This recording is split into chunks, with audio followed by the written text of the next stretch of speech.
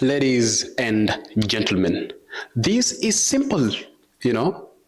I hope that I'm mentoring and coaching you in Ombasa English Academy. Now, this is the simplest of it all. Listen to this. Adjectives. Now, have you ever imagined of a building without a painting? Now, if you build something and you don't do the painting, will it be beautiful? Think of that, think of that thing. But now we have a good building, a good architectural structure.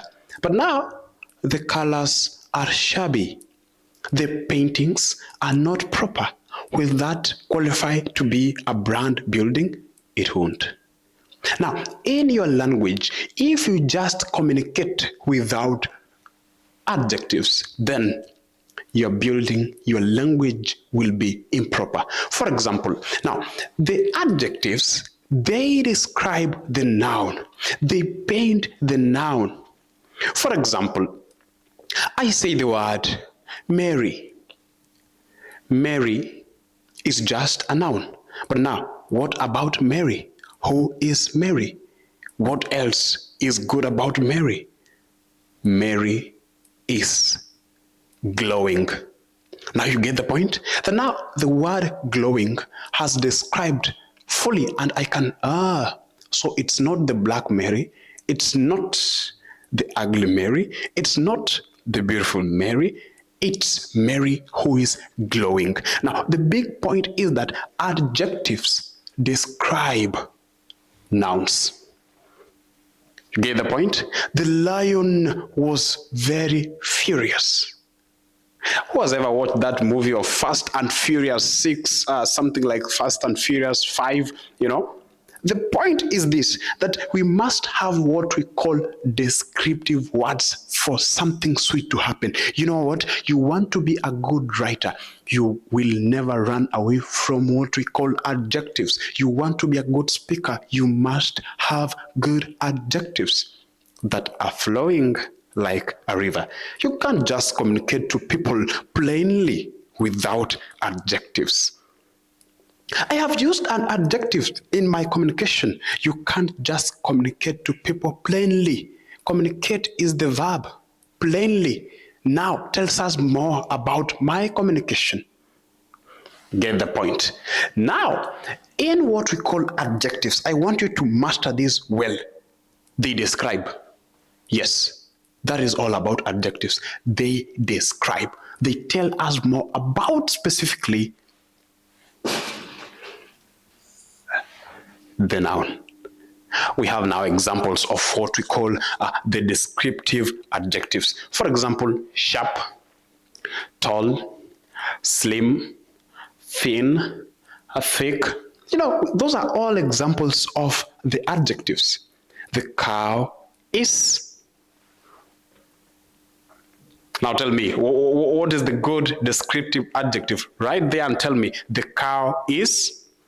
Can you give me a perfect adjective to fill in there? Right there in the comment section. We also have what we call quantitative adjectives. These show us what is the amount of the things in the room, or the amount.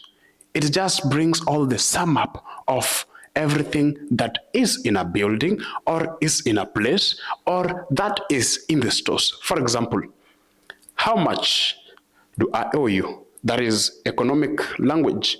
How much? Now, that person has used a quantitative adjective. We also have what we call interrogative. This is much used with policemen. Who are you? What are you doing? Where are you going?